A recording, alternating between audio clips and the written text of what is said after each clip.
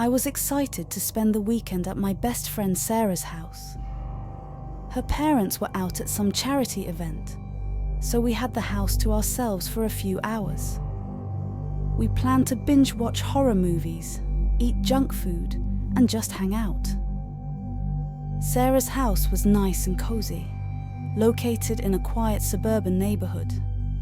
It had large windows, a spacious living room, and a kitchen filled with the snacks her mum had left for us. Around 9 p.m, just as the movie was getting to the good part, we heard a strange noise. It sounded like someone trying to open a window.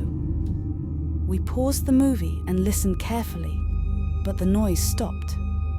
So we shrugged it off as maybe just the wind or a tree branch brushing against the window. About 15 minutes later, we heard it again, but this time it was coming from the back door. It was unmistakable. Someone was jiggling the door handle. Sarah and I exchanged nervous glances.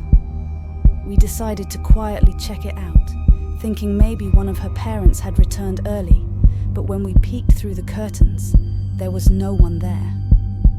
We were really scared now. We locked all the doors and windows, turned off the lights, and retreated to Sarah's room upstairs. We tried to call her parents, but they didn't answer. Sarah then called 911 and explained what was happening. The operator told us to stay calm and that the police were on their way.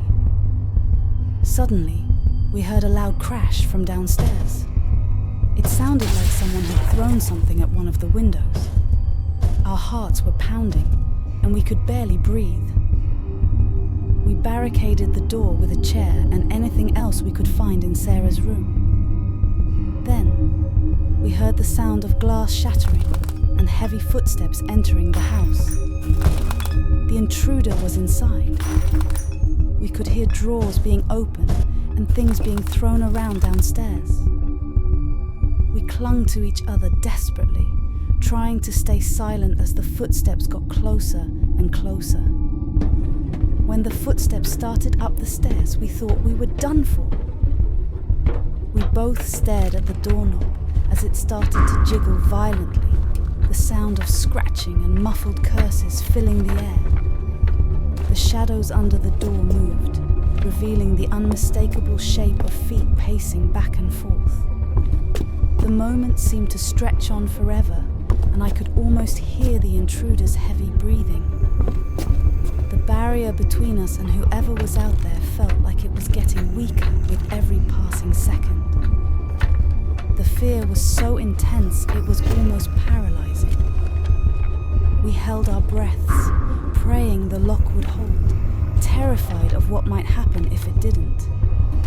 At last, we heard the sound of sirens growing louder, but it felt like an eternity before they reached the house. The footsteps stopped abruptly, plunging us into a tense silence. Then suddenly, we heard a voice shout, demanding the intruder come out with hands raised. The intruder's footsteps pounded down the stairs, followed by the sound of a door slamming. We heard a brief scuffle, more shouting and menacing laughter. Moments later, a knock on Sarah's bedroom door was followed by a calm voice, assuring us that it was the police and that they had apprehended the intruder.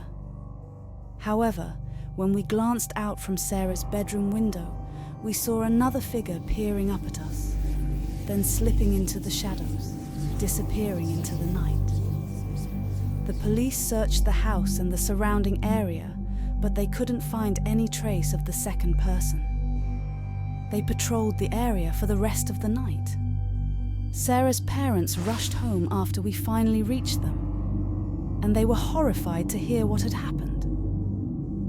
As we sat on Sarah's bed, shaken and exhausted, the reality of how close we came to something far worse hit us hard. We couldn't shake the feeling that we were being watched, even though the police assured us we were safe. It's been a year since that terrible night, and I still freak out whenever I hear a creak in the house or see a shadow move. I triple check all the locks before going to bed. The sheer terror of knowing someone was just outside Sarah's bedroom door still haunts me to this day.